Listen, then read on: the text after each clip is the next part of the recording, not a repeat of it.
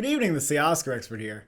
And today we're giving out awards. Cannes Film Festival has ended, but the Oscar expert's personal awards for the Cannes Film Festival is beginning now. Here's a list of all the films that I've seen at Cannes. All of these are eligible for my awards. If there's something that's not on this list, I cannot evaluate it and I cannot nominate it. I cannot give it awards because I haven't seen it. We're gonna give out technical awards. We're gonna do acting awards. We're gonna give you a top 10 films of the festival, and all of it's gonna work up to what wins the Palme to Oscar expert. Let's start out with costume design. I couldn't think of like 5 movies where I felt like they needed to be nominated, but an award will be given to The French Dispatch for Best Costume Design. Next up, makeup, and that is going to Titan. Titan, you win makeup. Next up is Best Sound. The nominees are Cal, Titan, Lamb, Memoria, and The Innocents. And the award goes to Memoria. Congratulations to Memoria on your Best Sound win. Sound plays an extremely crucial and unique role in this movie. The sound design is just phenomenal throughout the whole thing, especially at the climax. And now, Best Score.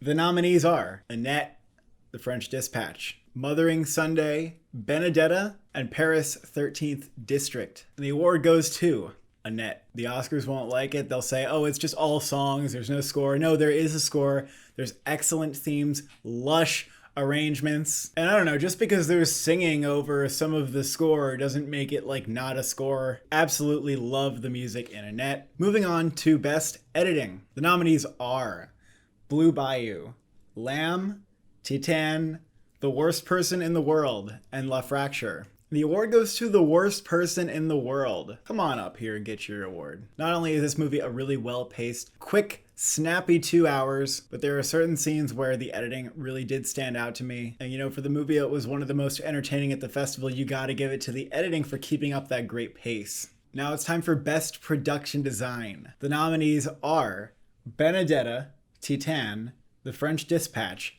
Annette, and After Yang. And the award goes to The French Dispatch.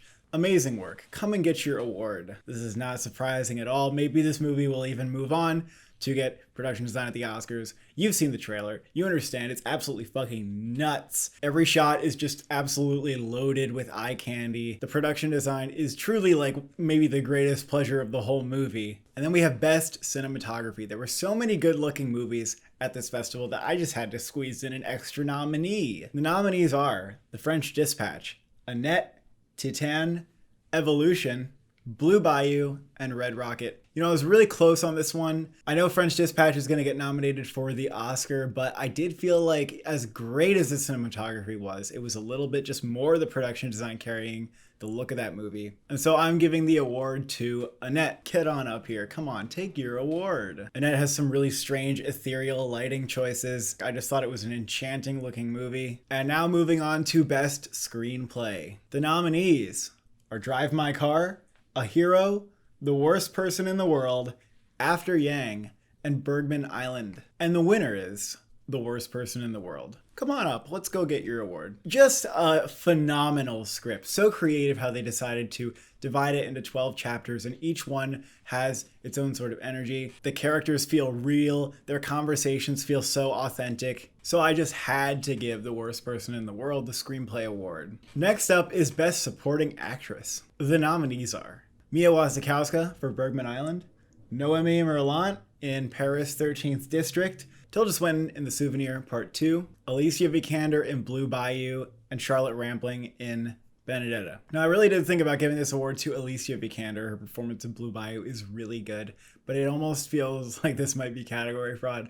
Plus, it just feels like the very kind of typical performance that would win, there's lots of crying and stuff. So I'm going to go with something a little different. Mia Wasikowska is winning this award for Bergman Island. Mia, come get your award. Come on. Her character within the movie, works as a sort of reflection of Vicky Krieps' character. She's like the more emotive inner voice, more outwardly expressive, and her longing in the movie for just something exciting and romantic was actually aching at times. And the nominees for supporting actor are Simon Helberg in Annette, Justin Min in After Yang, Andre Dussolier in Everything Went Fine, Herbert Nordrum in The Worst Person in the World, and Pio Marmai in La Fracture. I'd say the runner-up here might have to be Andre Dussolier. I did think about giving him the award for his performance, but ultimately I am settling on Pio Marmai in La Fracture. Come on, take the award. It's for you. He gives a funny, passionate, hot-headed performance here. I really bought that character. I liked seeing different sides of him. I just thought it was a really excellent performance. And next up, Best Actress in a Leading Role. The nominees are Honor Swinton Byrne for The Souvenir Part 2,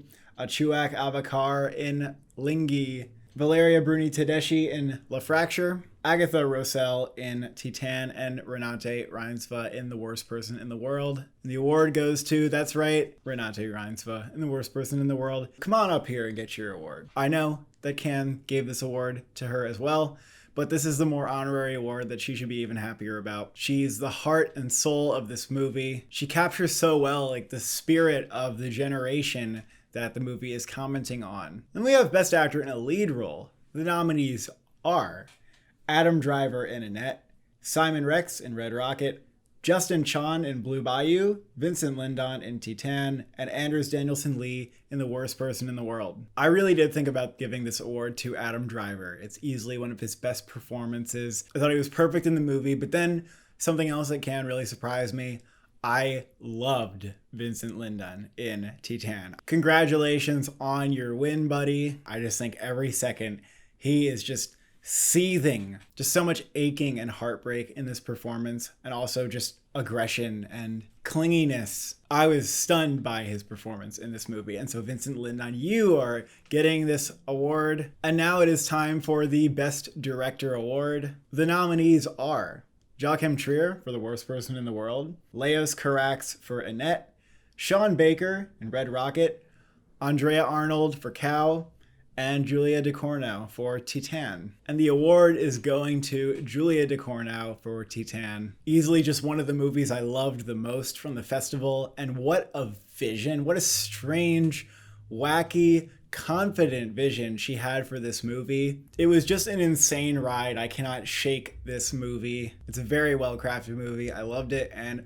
this was kind of a no-brainer for me to give her this award, honestly. And finally, it's time to see who will win the Palme d'Oscar Expert. And in ascending order, here are the nominees. Number 10 is After Yang. Kogonada's sci-fi drama has a lot of interesting, heady ideas to chew on. It's a movie I'm eager to see again. Number 9 is Blue Bayou. Justin Chan's drama about an immigrant who, despite living in the US his whole life, faces deportation. Really beautiful cinematography in this one. Great lead performances from Justin Chan and Alicia Vikander. An absolute emotional gut punch of an ending, and an interesting call to action for reform to the US immigration system. Number 8 is Bergman Island. Mia Hansen-Love's film has an excellent screenplay. It's structurally daring, really great performances, and some ideas about where we pull art from that I found really intriguing. At number 7 is A Hero. This might not be my favorite Oscar Ferrati film, but he doesn't miss. He delivers another really great movie about the way that information becomes obscured as it's passed along. Number 6 is Red Rocket. You know, I do have some flaws with this movie, but it is one of the movies from the festival that really did stick with me. Simon Rex is really good in the lead role. What a compelling,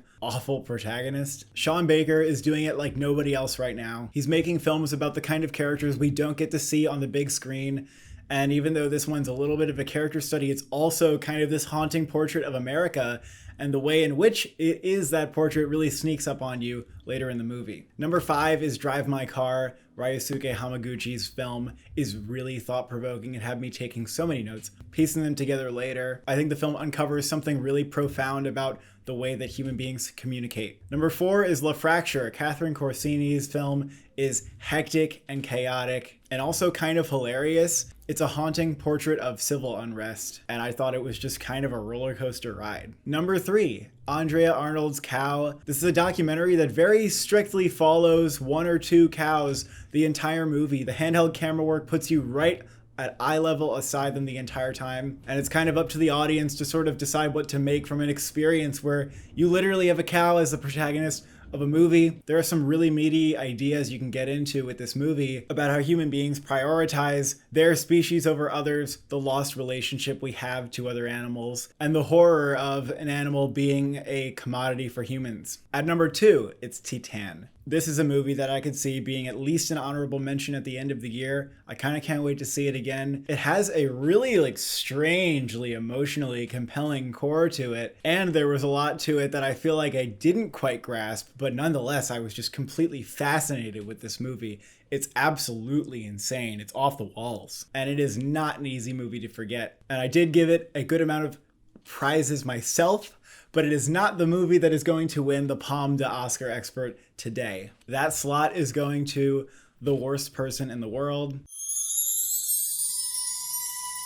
Sure, I maybe feel a little bit conflicted about the ending, but there are several scenes in this movie that are just going to go down as some of my favorites of the whole year. This is the movie from the festival that just reached out right into my soul. I felt like I related to it a lot. It captures something about the generations of Gen Z and millennials and the difficulty they have making decisions that have long-term consequences, and this desire to just kind of remain free-spirited. Incredible performances, just a brilliant screenplay, and I can't wait to see how this movie does at the end of the year. I would love for it to get at least a screenplay nomination at the Oscars. Can't wait for all of you to see it. I think that everyone's gonna love it. It's kind of a real crowd pleaser, very entertaining, the kind of movie you just forget that you're reading subtitles. And so that is the winner of this year's first ever Palme d'Oscar expert. Thank you for watching. Thank you for subscribing. Which award do you deserve?